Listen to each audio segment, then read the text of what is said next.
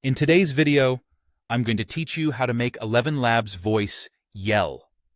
This is a really exciting feature that allows you to add emphasis and emotion to your projects, making them more dynamic and engaging.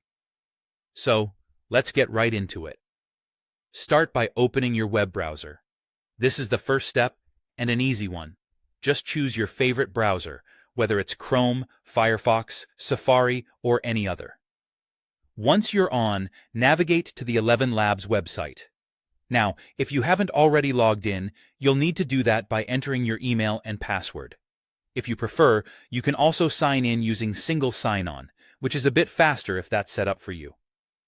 Now, once you're in, head over to the Text-to-Speech section. This tool is ElevenLabs' bread and butter and the spot where all the magic happens. When you're there, double-check that you've selected the 11v3 model.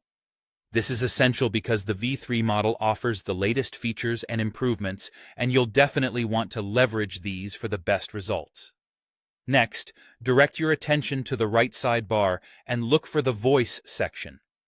Just below this, you'll find a drop-down menu where you can select a voice by name. Take a moment to browse through and find the voice that resonates best with your project's tone.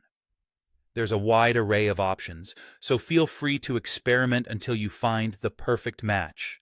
With the voice selected, it's time to prepare your text. If you need the voice to yell, you can do this in two ways.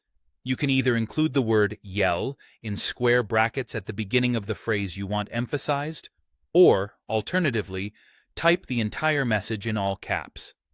Both methods serve as cues for the software to understand that you want to add some intensity to the voice output.